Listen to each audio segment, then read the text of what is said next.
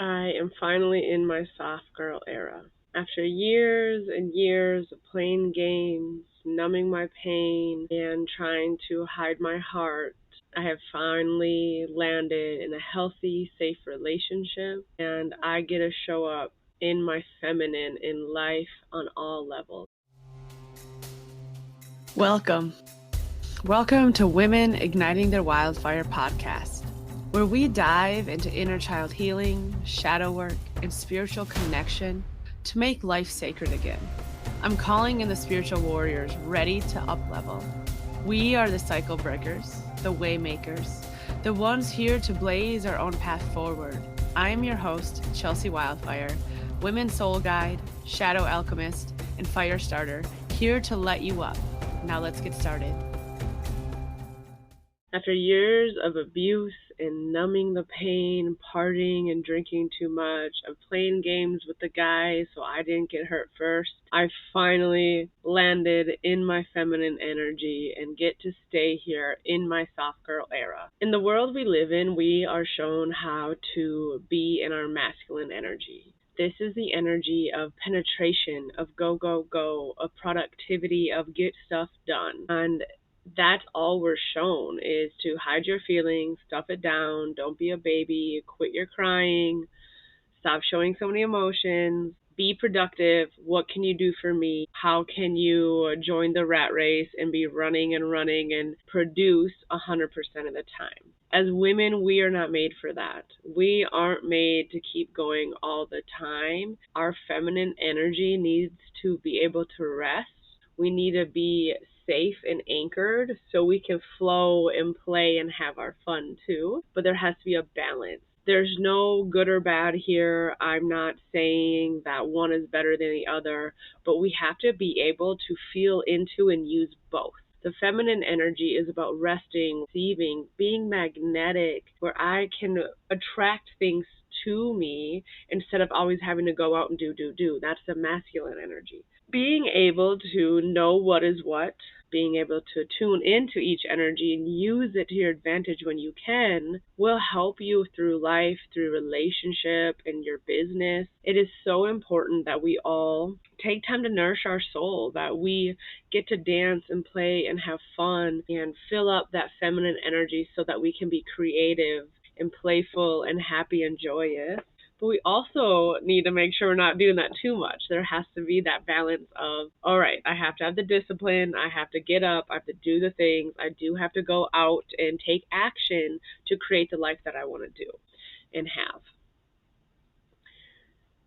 It's not always easy, and especially when we grow up and what we see in relationship and in the family, what we see modeled to us is what we grow up and then replicate. We go through the same things we watched growing up because that is what feels comfortable, that is what feels safe, and you will repeat that same pattern that you watch. It could be chaos, it could be yelling and fighting, it could be hot, cold, leaving, the abandonment wound. These things that we learn growing up, we're gonna recreate if we don't process them, address them, work through them, and start healing on the inside so that our outer life can reflect how we really feel. I've been on my healing journey for many years. I have been trying, and I know that my last relationship, I watched how I healed and went through every relationship that I watched my mom go through as I grew up. I seen the same patterns, the same way of being treated, the same story. I watched it all play out, and each time I was like, this is my wound. This is how this is showing up. And when you're in a relationship with somebody who also has their wounds and you're playing out of each other's pain stories, that creates a toxic relationship. If you aren't rooted in your own worth and value and don't show up from the heart and you're still stuck in your pain and your hurt, that's going to create that. That's going to keep manifesting in unhealthy ways. That's going to keep you at the jobs that you know are sucking your soul or are so bad for you.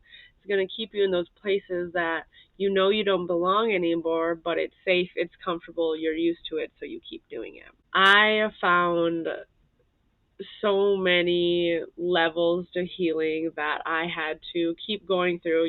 Sometimes in those relationships, we have to have those mirrors to learn what love is not, to learn what we don't want to deal with, what we'll never settle for again. We will learn also what is our toxic traits. How do you show up when somebody else is pushing into one of your wounds and your pain stories? What are you going to do when you're angry or sad? And do you give yourself time to process those feelings? The biggest thing that we need to learn is how to slow down, stop, feel what we're feeling instead of overworking, pushing too hard, ignoring it, shoving it down. How many of you, when something chaotic happens, works longer or throws yourself into doing so much that you can't slow down to think or feel what's going on? I've done this my whole life, even back to high school. I would throw myself into some of my schoolwork to avoid the stuff I was feeling and dealing with in life. So, what is your coping skill? What are you doing when life gets rough or there's feelings and emotions and chaos? What are you doing when life gets hard? Are you taking some time for yourself? Are you letting yourself feel? Are you processing it? Or are you running and hiding? Are you shoving it away? What do you do?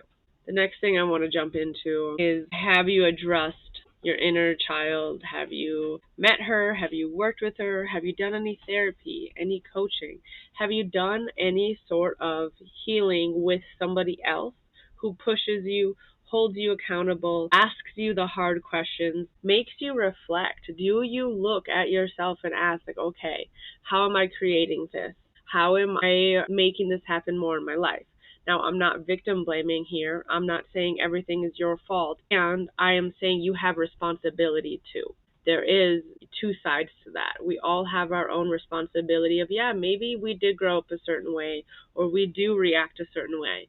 Well, that is your responsibility then to see if that's healthy. Is it helpful? Is it good for you? Is it good for the person you're in relationship with? When was the last time you let yourself actually reflect on your actions, on the words you're saying? Have you popped off and yelled and said some really mean things and hurt somebody? And can you catch yourself in those moments? Can you start finding that pattern interrupt? First, you have to notice the pattern, figure out what it is, what are the triggers, what are the things that are going to push you towards this pattern, and then can you acknowledge it, witness it, and stop yourself before it goes deeper into it?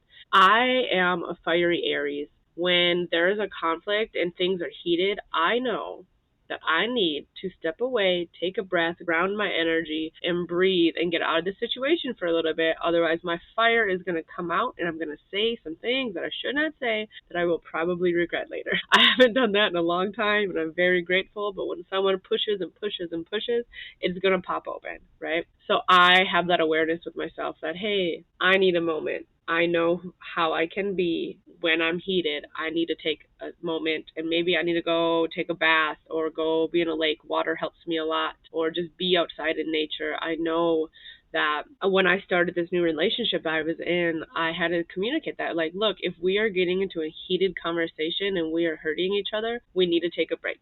I needed time away to process, to feel, to journal, to cry, whatever it is. But I also need to know that you're not going anywhere. My partner shared with me that he might go to the garage or go for a drive or might have to go somewhere. And I'm like, okay, that's good to know. And if you're going to go somewhere, can you just tell me? Even if I'm mad at you, just simple, babe, I'm going to go outside for a while. When I come back, we can talk about this. Or I really need some time away. I'm going to go fishing and we can talk about this tomorrow. But just that communication, because I have the pain and the wounding of, oh, if he's leaving, he's going with some other woman, or he's going to go find comfort in the arms of another woman like people have in the past. So being able to even have that awareness and then the communication to share that with friends, with partners, being able to communicate at a job when something is not feeling right or it's not being done right and it's upsetting you, how can we be aware of these, catch ourselves in the pattern, change our actions, and communicate what can help? That takes a lot of, that's not easy. We can't just figure that out by ourselves. It takes time, effort, and your awareness and ability to process and do those. And then with that, we're doing our own healing work. And that's how we get to be in our softness. That's how we get to be in our heart You can't be in your soft girl era if you have your walls up and guards and shields and knives and you're ready to fight and go to war every moment. Like, I had many years of having to have those boundaries up and wear my shield and have a sword for protection and fight every time I needed to protect myself. Finally, I created and got out of the toxic situation so that I can feel safe enough to set that all down. I quit the bar job I was at for 9, 10 years, and I quit that job 3 times. I finally got away, stayed away, because I knew it. Money was good, but it was not good for my heart and soul. It was not in alignment with why I'm here and my purpose, my energy, protection, and healing. It did not align, so I had to be done with that. I got into a safe space in a home where I have trees and nature around me, and I have my altars and just sacred space for myself to feel and slow down and breathe. I have created this safe space so that I know who I am, how I am, what I'm going through, and that I have the tools, the space, and the time to be able to get through everything that I need to. So I hope so far you have taken this in of that we have to do the healing work. We have to create this space. We have to get out of the toxic things. We have to get out of the unhealthy relationships. There might be a relationship and somebody you love so much, but you guys are fighting all the time. They're not treating you or showing up in that relationship, and maybe it's you guys are being the worst versions of yourself together. You can try therapy, you can do the things. I have, and I've really learned that we cannot beg someone to love us at the level we need if they aren't capable of it. So you need to accept and learn if somebody else is capable of loving you at the level that you deserve. And are you capable of loving others at the level they deserve that they want? How much work have you done? Do you know what love is? Do you know what feminine energy is? Do you know what masculine energy is? Are you able to let somebody else lead you? Do you feel safe enough in your intuition, your body, your trust, and what feels good in your answers, that you can allow somebody else to take the reins and lead, and you can kind of watch and trust that if it is going to go wrong or if it does start leading a certain way, that you'll be able to speak up for yourself, that you'll be able to communicate and say how you feel in a healthy manner so that it's received? Or are you going to yell and scream and kick and fight and get angry and mad and not communicate before you hit that point? There's so much to it. Being in your soft girl era, flowy dresses, playfulness, fun, yes. And trusting your intuition, doing the inner work of looking at myself. When am I showing up in my pain or my victimhood? When am I showing up and I'm not feeling safe, so I'm trying to get big and tough and strong? I have to breathe and slow down and roll it back of, okay, I am safe. I am in a healthy relationship. Or if you're out with your friends, like, I am safe and I can communicate my wants, my needs, my boundaries. Are you able to bring that softness in life and trust the source, the universe, maybe your partner, your friends, the people around you, that they have your best intentions, like they have your highest good? Can you trust that your highest good? Can you trust that your partner has your highest good for their intention? Can you trust that the universe and source will take care of you and watch over you? Are you able to let go and surrender to allow in for better and bigger things? Can you open up and let source and universe show to you the greatness of life when you are soft and able to allow in room for fluidity and movement? We might want something so bad, we're holding on to it so tight that universe isn't able to give us what they really want to show us because we're not looking at those opportunities. We're not opening up to receive the abundance, the joy, the love that is supposed to be coming our way. How does that land in your body? Are you in your soft girl era? Do you want to be?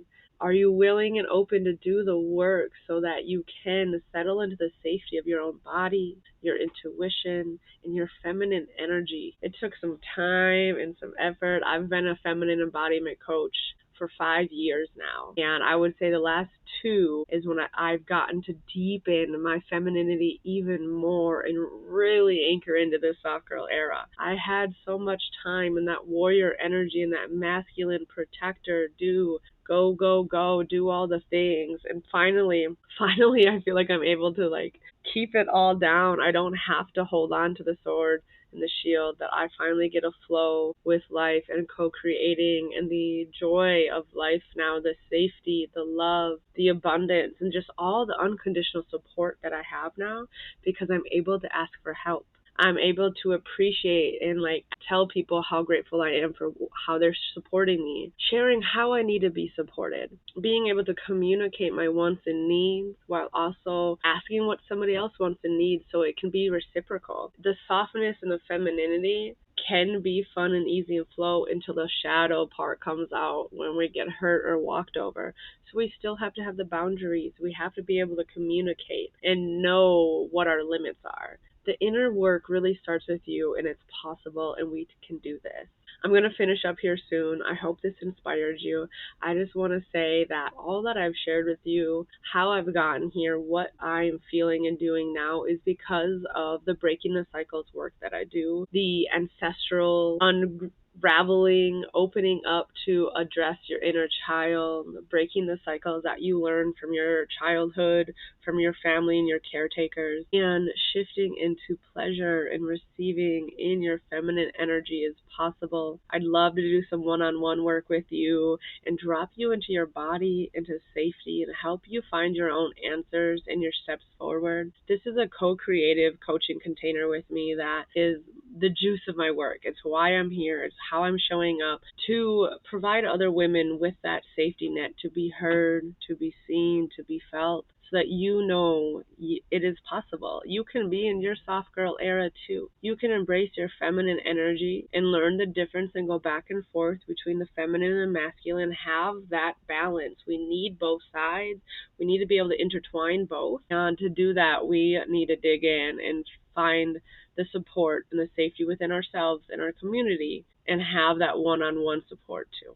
If that's something you're interested in, check out ChelseyWildfire.com, Breaking the Cycles. That is my online course. That is my favorite thing to help lead people through. I would love to work with you. Send me a message, an email. Let's connect and learn more about it. You can even do a free 30-minute call to ask questions to feel if we are a good fit or not, and if you're ready for it, because it does take some commitment. Your healing, your soft girl era takes some time and effort, but it feels so good when you get there and you land there. Ooh, I hope you're feeling inspired, excited, and I hope you start digging into the softness that is within you and opening up to receive, feeling the love and the pleasure that is available to you. Thank you so much for listening and being here. If you really like this, share it with one of your best friends. Tag somebody that you know needs to hear this. Find me on social media, Instagram and Facebook. It's pretty easy to find Chelsey Wildfire. Can't wait to connect with you there. If you want to know about my retreats, my events, and my coaching programs, check the link below to sign up for my email list, and we can begin this journey together.